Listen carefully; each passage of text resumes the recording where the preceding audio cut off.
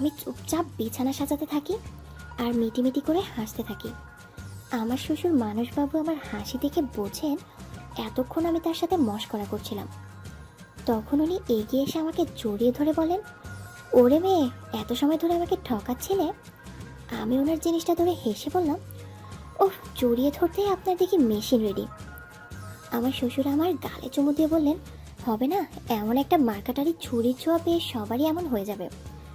আমি শ্বশুরের কথা শুনে হেসে বললাম, বাহ, খুব কথা বলছেন দেখছি। আমার শ্বশুর তাই দেখে বলল, কি গো বৌমা, তখনকার বাকি সিনেমাটা দেখবে নাকি?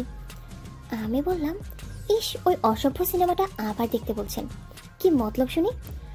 আরও একবার ওইসব করবেন বুঝি? শ্বশুর বললেন, কেন, তোমার আপত্তি আছে নাকি? আমি শ্বশুরের কথা শুনে ম্লান হেসে বললাম, আপত্তি করলে তো আমারই ক্ষতি। গরিব ঘরের এক ছেলে নিয়ে বিধবা মেয়ের আর কি ভবিষ্যৎ আছে বাবা? আমার শ্বশুর আমার কটূক্তি শুনে মনে মনে ব্যথিত হলেন। তারপর আমাকে বুকে চাপটে ধরে বললেন, তুমি চাইলে কাউকে আবার বিয়ে করতেই পারো বৌমা। এই কথা শুনে হেসে বললাম, বাবা, ওই তো বললাম না, গরিব ঘরের বিধবাকে কেই বা ঘরে তুলবে। হ্যাঁ, যদি প্রচুর পয়সা করি থাকতো, সেই লোভের বশে হয়তো কেউ আসলেও আসতে পারতো, কিন্তু তা তো নেই। ফলে সবাই খালি এই শরীরটাকেই ভোগ করতে চাইবে। আমার শ্বশুর আমার কথা শুনে বললেন, এটা খুবই সত্যি কথা বললে বৌমা। আমি হেসে বললাম, বাবার জেদের জন্য তো পড়াশোনাটাও শেষ করতে পারলাম না, যে কোনো ছোটোখাটো চাকরি বাকরি পাবারও তো উপায় নেই। তাই তো বুদ্ধি করে গ্যারেজের বাড়িটা বিক্রি করে সেই টাকার সুদে সংসারটা চালানোর চেষ্টা করছি। আমার শ্বশুর মানসবাবু মলিন মুখে বললেন, আমার ফ্যাক্টরিটাও তো বন্ধ হয়ে গেল, তোমাকে যে সাহায্য করব তারও উপায় দেখি না।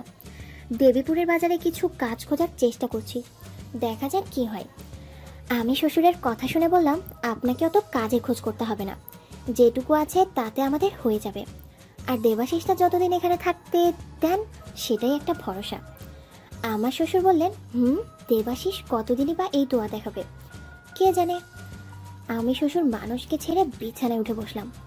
তারপর বললাম, দেবাশিস যা চাইছেন সেটা পেলে আমাদের থাকতে দিতে আপত্তি করবেন বলে মনে হয় না। এখন আপনি আমার অভিভাবক, তাই আপনি যদি মত দেন তাহলে আমাদের এই আশ্রয়টা টিকিয়ে রাখতে যা দরকার করব। আমার শ্বশুর মানসবাবু খাটে উঠে বসলেন। তারপর ধীরে ধীরে বললেন, আমাকে অভিভাবক বলে আর লজ্জা দিও না বৌমা। অভিভাবকত্বের কি দায়িত্বই বা করতে পারছি বলো? আমার শ্বশুরের গলায় হতাশার সুর শুনে ওনার কোল ঘেঁষে বসে দুই হাতে গলা জড়িয়ে ধরে বললাম, এই বাড়িতে আপনার উপস্থিতি আপনার একমাত্র অভিভাবকত্ব।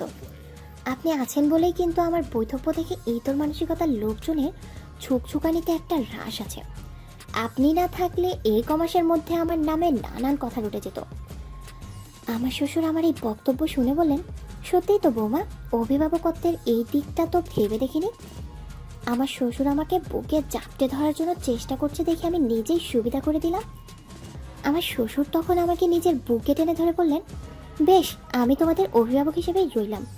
তুমি দেবাশিসকে যে করেই হোক আমাদের আশ্রয়হীন করতে দিও না।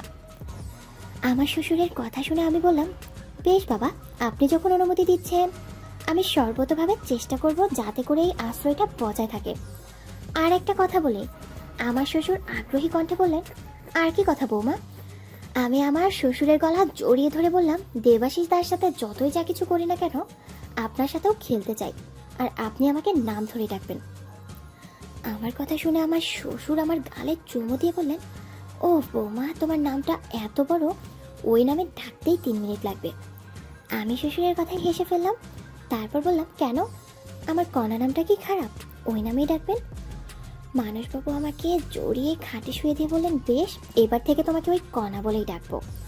আমি শ্বশুরের মুখে নিজের নাম শুনে একটু লজ্জাও পেয়ে যাই, কিন্তু আজকের এই ঠোকাঠুকির পর ভাবলাম, আর লজ্জা করে কী বা করবো, যা হচ্ছে তা হোক। তবে এই ব্যাপারে একটু সাবধানতা নেওয়ার কথা আমার মনে উদয় হলো। আমি তখন বললাম, আচ্ছা বাবা, আপনার সাথে আমার এই ব্যাপারটা যেন খোকা বা বাইরের কেউ টের না পায় সেটা মাথায় রাখবেন। আমার ডাব খেতে ব্যস্ত ছিল। আমার এই কথা শুনে মানসবাবু ফাইজলামি করে বললেন, কোন ব্যাপারটায় সাবধান থাকতে বলছো কণা? আমি শ্বশুরের ফাইজলামিটা অনুমান করে বললাম, উফ, বাপরে বাপ, কি অসভ্যটাই হচ্ছে আপনার। কোন ব্যাপারটা বুঝতেই পারছেন একদম। আমার শ্বশুর তখন কবে চারা টাইপ মুখ করে বললেন, আমি বুঝছি না যখন, তুমিই বলে দাও না কেন। আমি শ্বশুরের বুকে আলতো করে দুটি কিল মেরে বললাম, উফ, আমাকে দিয়ে না বলালেই চলছে না। তাহলে শুনুন, ব্যাপারটা হলো এই যে আমরা বৌমা শ্বশুর লাগালাগি করছি, এটা গোপন রাখতে হবে। এই বলে আমি মানসবাবুর রোমশ বুকে মুখটা ডুবিয়ে দিলাম। আমার শ্বশুর আমার পিঠে হাত বোলাতে বোলাতে বললেন, আমার মাথায় একটা বুদ্ধি এসেছে কণা। আমি শ্বশুরের বুক থেকে মুখ তুলে বললাম, কি বুদ্ধি এলো বাবা? আমার শ্বশুর মানসবাবু বললেন, দিনের বেলা তোমার উপর একটু চোটপাট করব, কখনো বা বকাঝকাও করব, এতেই কাজ হবে মনে হয়। আমার শ্বশুরের কথা শুনে আমি বললাম, বাহ, বেশ মতলব এটেছেন দেখছি। আমার শ্বশুর বললেন, মতলবটা তোমার পছন্দ হয়েছে? আমি আমার শ্বশুর মানসবাবুকে কোলবালিশ জড়ানোর মতো করে জড়িয়ে ধরে বললাম, পছন্দ মানে একদম পছন্দ হয়েছে। এতে বাইরের যে কেউ ভাববে আপনি বেশ শাসনেই রেখেছেন আমাকে, কিন্তু আমাদের মধ্যে উল্টো পাল্টা সম্পর্ক চলছে, কেউ বুঝতেই পারবে না। আমার শ্বশুর হেসে বললেন, তা ঠিক, তবে এখন তো আমরা আর একবার একটু লাগালাগি করতেই পারি, কি বলো তুমি? আমি হেসে বললাম, করুন আপনার যা খুশি। তারপর আমরা মনের আনন্দে খেলতে লাগলাম। আমি মনে মনে ভাবলাম, শাশুড়ি অনেক দিন হলো গত হয়েছেন ঠিকই, কিন্তু আমার শ্বশুরের পারফরমেন্সে এতটুকুও ঘটতে পারেনি। উনি পাকা খেলোয়াড়ের মতো খেলতে লাগলেন। প্রায় 40 মিনিটের মতো খেলে উনি খেলা শেষ করলেন। তারপর দুজনেই নিস্তব্ধ হয়ে গেলাম। বাথরুম থেকে ফ্রেশ হয়ে এসে আমরা ঘুমিয়ে পড়লাম।